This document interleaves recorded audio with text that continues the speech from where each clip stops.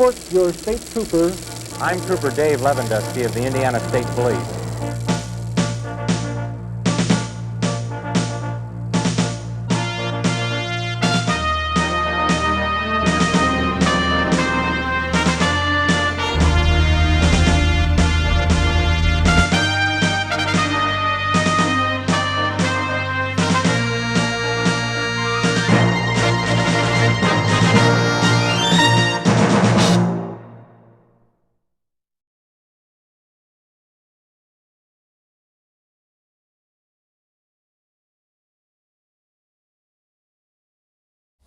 All right, Jack, can you give me your first and last name, PE number, the day you were sworn in, and your retirement date?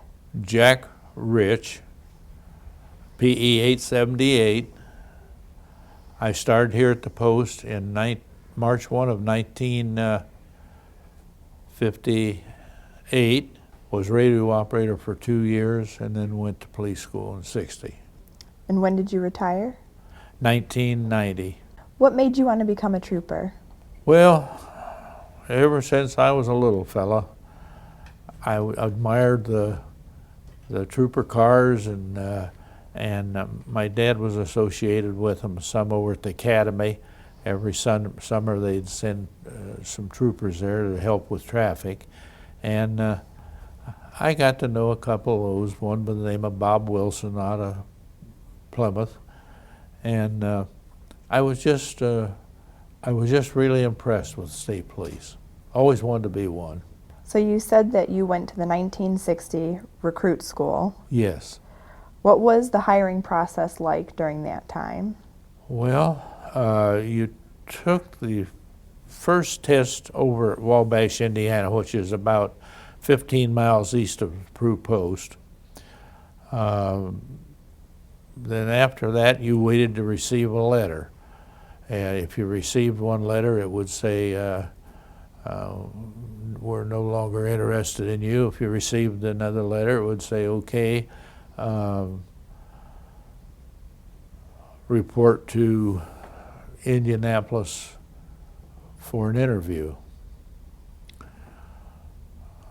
We'd interview at Indianapolis, and then you'd wait for another letter. Seemed like you're always waiting for a letter. And then after the interviews, you either got one that said, sorry, or you got one that said, okay, report to IU campus. That's where the training was at that time, on such and such a date, and then you went from there. How long was academy? 8 weeks. Do you remember who your roommate was? Ronald Reed. From down around the river. I can't think of the town now, but he was clear down on the Ohio River. What kind of training did you receive at academy? To tell you the truth, we received everything that I think they receive now, only we received it in a shorter time. It was law, criminal law, traffic law, to do with processing, fingerprinting. There was Herman Freed, who was the chief detective out of Indianapolis. He put on a lot of the criminal investigation. But I think we got everything that they get now. Like I say, it was in a condensed period, and actually it was 7 weeks of formal training, and then the last week was shooting.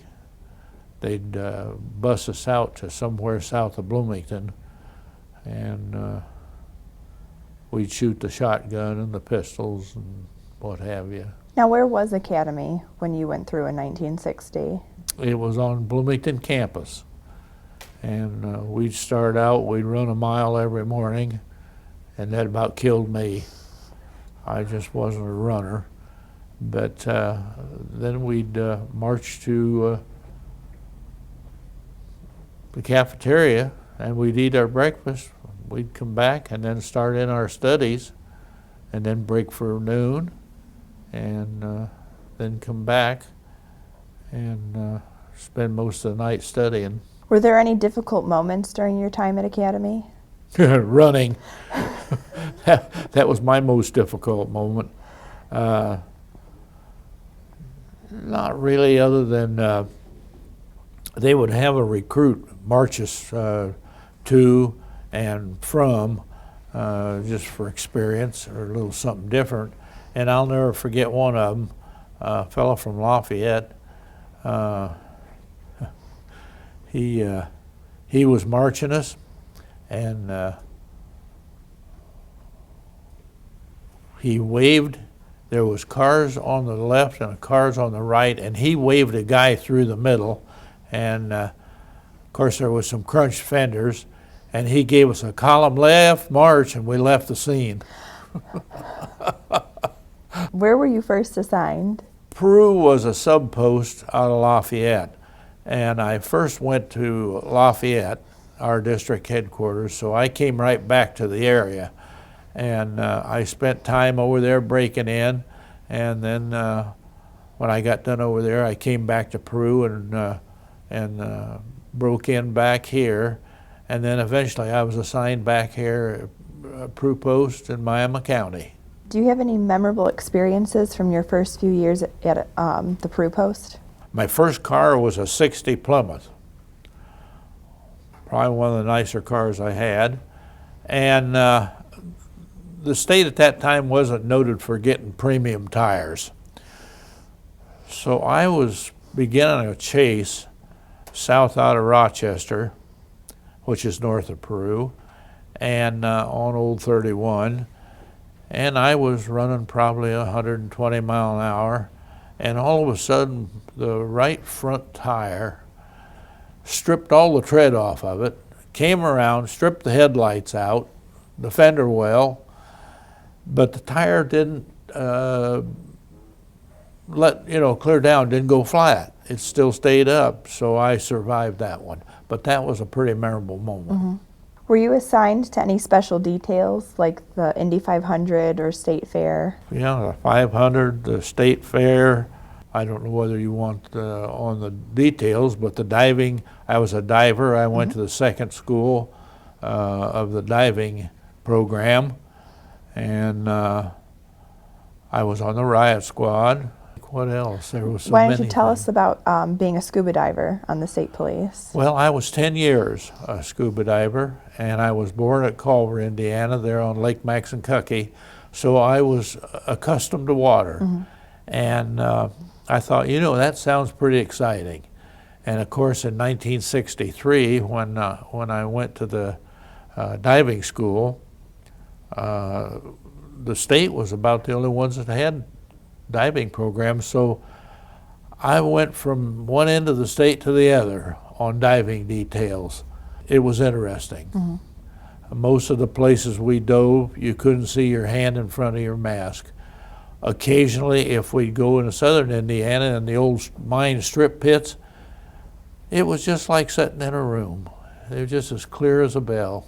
Oh, it was interesting. I went through several other divers here at Peru. Most of them didn't stay the 10 years. And I got promoted in '68. I was supposed to give up my diving, but one of the instructors, Lieutenant Berger, said, well, you've stuck with it. You've done such a good job for us, and you go ahead and stay a couple more years. So I put in 10 years. Are there any memorable dives that you want to tell us about? Well, of course, drowning victims was the big one. That and hooking cables onto cars that were submerged. And just a little bit of everything. I was out in the east part of this county in an old mud pond, and as I was walking in, I stepped on something. We don't know to this day whether it was a steel rod or a piece of glass or whatever, but anyway, it went clear through my foot and got infected and went to the hospital, and I was off for quite some time with that. But finally, a friend of mine was a surgeon here at Peru, and he he went through and cleaned it out, and I said, "What did you do? Clean that out like you would a pistol, just with a ramrod?" He said, "Well, that's pretty close."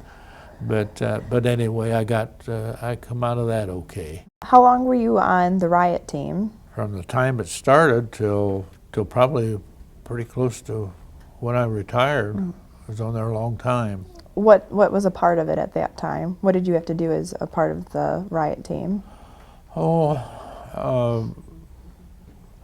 We went to different places where there were large bands of people, mostly up to no good.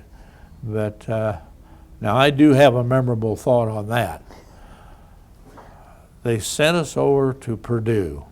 The students had, this is during the Vietnam War, the students had taken over the second floor of the administration building. So they sent our platoon over to remove the students from the second floor. Well, our secret intelligence people said, "Oh, the football team's behind you, the fraternities are behind you, they're all going to back you up. So we'll go in our campaign hats rather than helmets, and no batons."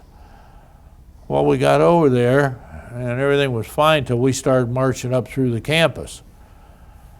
Well, thank goodness, Purdue didn't have any stones larger than your thumbnail. Because if they would have had, we'd have probably been in serious trouble. So anyway, we got harassed clear to the administration building, and we were more or less prisoners of the students. We had students above us and students behind us and outside, and they had quite a, that was during the time when people would dress up like priests, agitators, and agitate these folks, and they ended up making several arrests of just out-and-out agitators. But anyway, we survived it. So before you mentioned that you went to both the Indy 500 and the State Fair, did you prefer going to one or the other? Well, I preferred the fair. Mm-hmm. Every time I went to the 500, they always put me out in some dirty, dusty parking lot that I wasn't too thrilled with, but hey, and I was a stock car fan at that time, but I wasn't really into the 500. Mm-hmm. So, but the fair, I was first assigned the fair in the grandstands. Mm-hmm. And they ended up putting me in charge of the stage, which was an interesting thing. And one thing happened there is that Joey Chitwood's Thrill Show was there for a couple of days. And this was the boy. I remember seeing the dad at the South Bend Speedway back in 53, 54. But this is his son, but mm-hmm. they're still putting on this thrill show. Mm-hmm. And so I said, "Hey, how's chances of taking a ride during one of your..." "Yeah, no problem." He says, "I'll just pick you up at the side of the stage there." So I got in with them, and boy, that was a thrill ride, all right. And got done, and they all got out and took a bow, so I did too. And novel part was one of the radio operators here, Don Lehman, he and his wife were up in the stands. And he says, "Oh my gosh, there's Jack Rich down there riding in that car." And so anyway, that was kind of fun. What was your first promotion? I was promoted in 1968 into the motor vehicle inspection division. That's when they started the inspections, and I was promoted to sergeant. There were 23 of us promoted all at one time. We were the start of the program, and It certainly was interesting. We had to go out and investigate every station and garage and everybody that wanted to be an inspection station. And not only that, they had to be licensed, and then their mechanics had to be licensed to do it. So we had to investigate them. So that was quite a thing right in itself. When then I came to the post one day, and here was a room half stacked full of all the signs and the placards and their license and all that. So we had to deliver that stuff. Then we had to train these people on how it was going to operate. Well, boy, was that interesting. And, within probably 3 or 4 years, we had it pretty well under control because we put some in and then we were arresting some and taking some out that were cheating on it. And by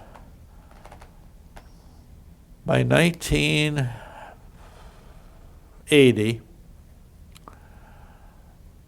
we got word that the program was over. That quick. So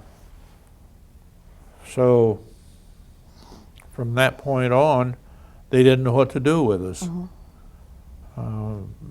We started out with what they call a spot promotion. Well, we were in talking to Superintendent Conkle one day, and this is after about 5, 6 years, and we were telling him we're still on spot promotion. That meant that they could just wave a wand and you were gone. And he said, "What?" Why, he says, "I'll take care of that." So by the next day, we were permanent sergeants. And of course, Superintendent Conkle is a story within himself. The best. And I might say at the time that most people don't realize that John Dillinger's sister was the secretary to several superintendents, and Conkle was one of them. And she was a very nice lady. And I got to know her personal. And Hubie, John's brother, they had him in the basement working on alternators. Back in those days, the alternators weren't the greatest thing. They kept going out. So poor old Hubie, he's down there working on alternators. So you mentioned Conkle. What made Conkle one of your favorite superintendents? Oh, he just, Conkle was a trooper of the troopers.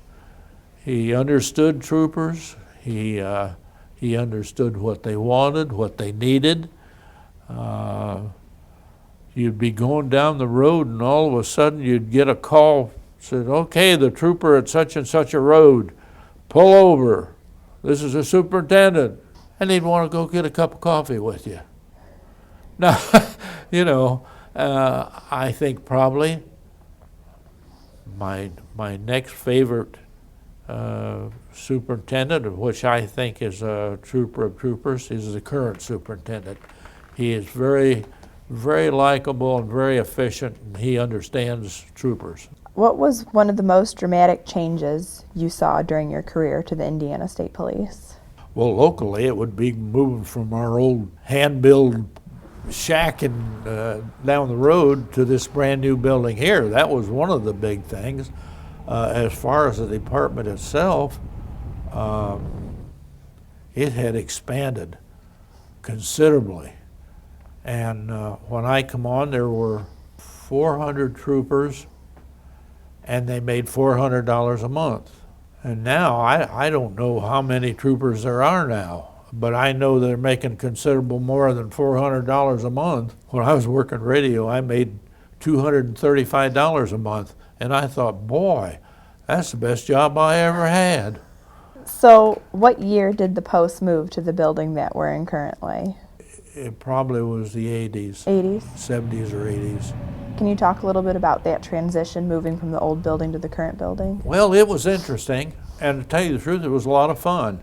We all come in here and were assigned our rooms or offices, whatever you want to call them, and we made the move over.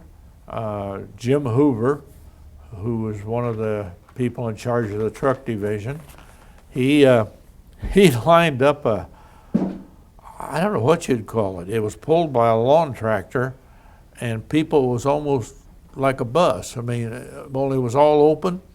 So when visitors, the public was all invited out on our opening, and they would all get a tour in this bus because we had to park them quite a ways out. So we'd go get them in this bus, and we we had a table set up with what the trucking section did, the scuba section, the technician. The technician had his little spiel he gave, and it was very interesting. What were the uniforms like when you started? Well, we had a real light blue shirt, summer shirt, and a dark blue, similar to what they got now, winter shirt. The trousers are the same. No tie in the summer. Had boots and breeches in the winter. That didn't last real long after I came on. The boots and breeches? Yeah. The deal was that the brass, the sergeants and what have you, they had an option. They could wear the boots or they could wear low-cut shoes that were issued by the department. Now myself, I enjoyed the boots. Boy, in the wintertime, there was nothing better when you were standing out on a blizzard conditions, you know, and everything. And we had, now, old Sergeant Bodie, he was a original 1935 schoolman. He'd wear his boots. And Sam Birch, who became later on to be the second in command, he wore his boots. He wouldn't have had to, but he did. And I just thought they really looked sharp. A lot of people hated to see them go. If you had a foot problem or something, there was no, you know, they didn't force you to wear. There was a leniency there. But I loved them. I just loved them. My 60 Plymouth, that was my first car. Now it had what they call a Zeiss stripe. Zeiss was a superintendent at the time. And prior to 60, the last ones I remember with the full stripe were the 59s. And by the time I got my 60, it had the stripe on it like they've got right now. Mm-hmm. And they were black, no radios, commercial radios. If you wanted one, you had to put it in yourself. Pretty basic.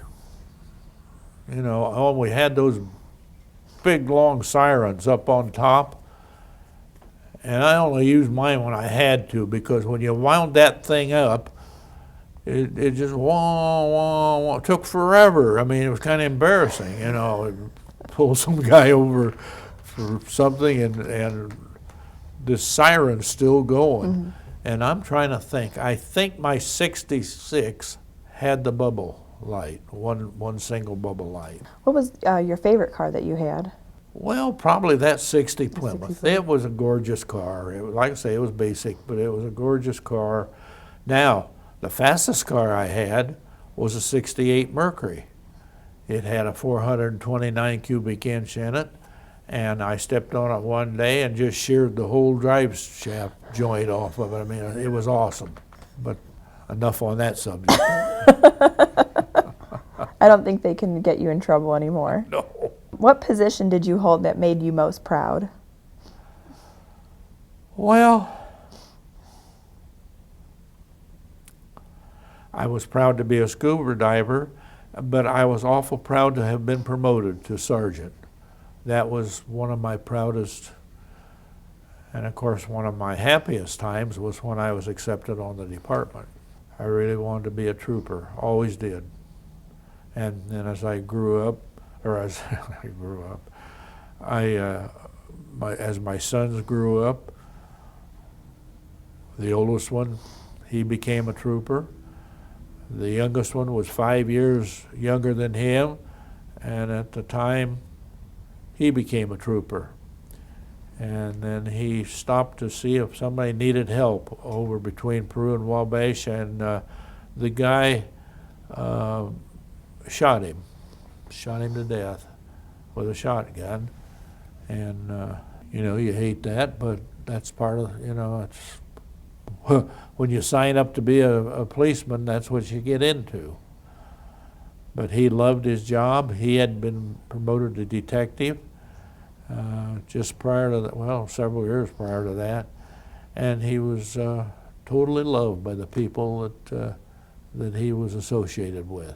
Bob, he put 31 years on. That's my oldest boy, and he's now with the Gaming Commission. There's 4 of them in the north, 4 of them in the middle, and 4 in the south. And of course, they're looking for illegal gaming. They have nothing to do with the legal gaming. They're looking for the chicken fighters and the dog fighters and the horse racers and the, you know, anything that's illegal, the illegal slot machines. And What was a difficult case or situation that you had to handle? one of the presidential candidates was coming to North Manchester. I was his total bodyguard, so I just dressed like this or like a kid and sat out in the audience and didn't have any trouble. You know, as far as difficult cases, there was just about everything was a little difficult. Are there any stories that you'd like to share with us during your time as a trooper? Like I say, I have been a 100% lover of the state police. I think they're the greatest. You know, after I retired, after 33 years, I was sheriff in this county for 8 years. And that leads to another interesting situation. I was 8 years sheriff here. You know, there were so many things that happened. There was always something happening. One of the things that I recall was the blizzard of '78. Between Kokomo and Peru, or the base, it was probably 15 feet of snow on each side. And then temporarily it would all blow in and everything. And I remember one of the troopers, he was up on the bank, on this 15-foot bank, and there was traffic was starting to take off, but they had opened it, and he slipped and fell under a semi, and thank goodness the semi operator was on the ball, and he scurried out from under that and got out. But that was a very hairy situation.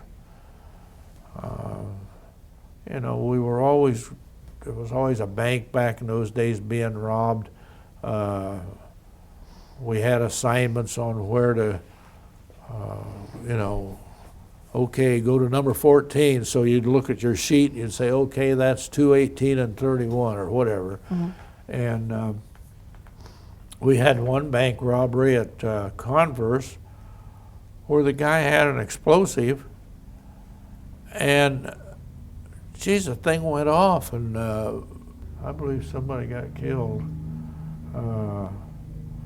out of the deal, but that was quite a thing. And then we had a case in the little town of Amboy, south of Peru, where 2 fellas got out. They were going to rob the bank at Amboy. There was 2 ladies saw the situation. They thought, well, wait a minute, there's something wrong here. So they went and let the air out of their tires. So when the guys came out of the bank, there they were with 2 flat tires. And by that time, the troopers and the deputies and whatnot had reached the scene, and they chased them all over and finally caught them in a gravel pit. But you know, there's just lots of things like that just over the years were happening. Did you meet any interesting people during your time as a trooper, like celebrities or politicians? I know you mentioned one already, but... Well, yeah, now when I was on that state police detail in charge of the stage at the state fair, well, I met all those celebrities, Dolly Parton and well, it just, you know, they just had a lot of good celebrities there, and naturally I met them all. I remember the first year, I saw all these plywood 4x8 sheets of plywood and all out toward the crowd. And of course, in those days, the crowd would get right up to the stage. And I said, well, what's that for? I said, well, you're going to be behind one of them, because when they storm the stage, you've got to keep them back. I said, storm the stage? I said, oh yeah, hang on. What are some things that you learned about yourself during your time as a trooper? Well, I have, I can take shocks and things. I have an easy disposition, unless somebody really gets after me. But I'm very content with the job. Very seldom get too excited on those details. It's just, and that's, I think everybody has to have a disposition in order to be a good policeman like that. You have to be able to take criticism, you have to be able to take, well, just whatever comes along. How did the world change while you were a trooper? A whole lot. I didn't have to put up with this drug problem. I'm sure there was some going on there in the late 50s and 60s and 70s and everything, but it really didn't hit around here. Our biggest problem was drinking drivers. We didn't have to put up with, you know, the cocaine problem, all those drugs. It just, we didn't have to put up with a lot of it. There was some, but very little. And like I say, the drunk driver was our biggest headache. And so the world has really changed. Gun problems,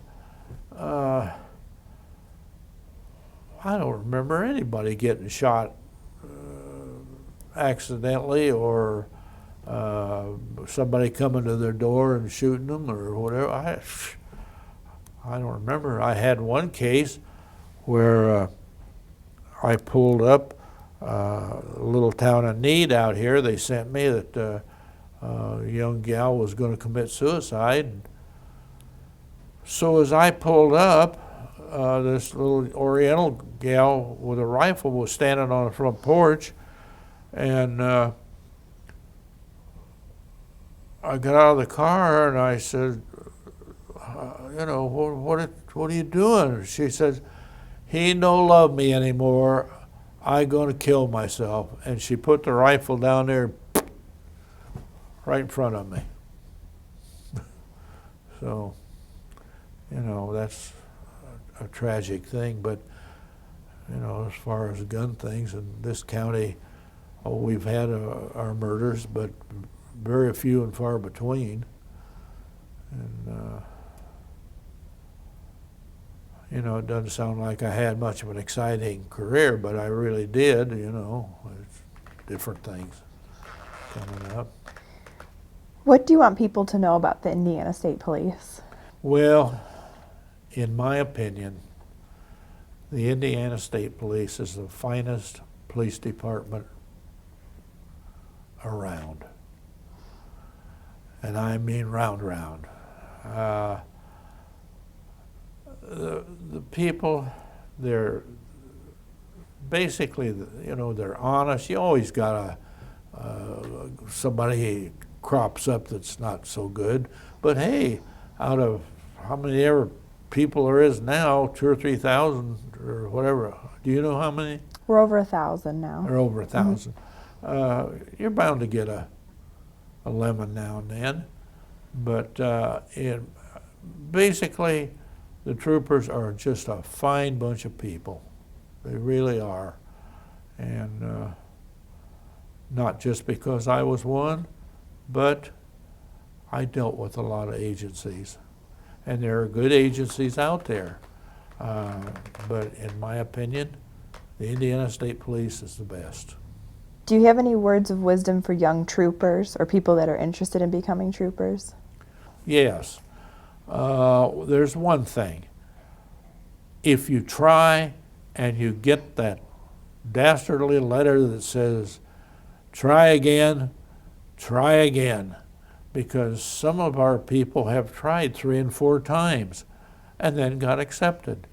Now, both of my sons, I was on many years, and Bob tried twice. He was a college graduate, and David tried twice, but they both got on then. So all I got to say is, if you're really interested in it and you have the heart and the spirit, keep trying.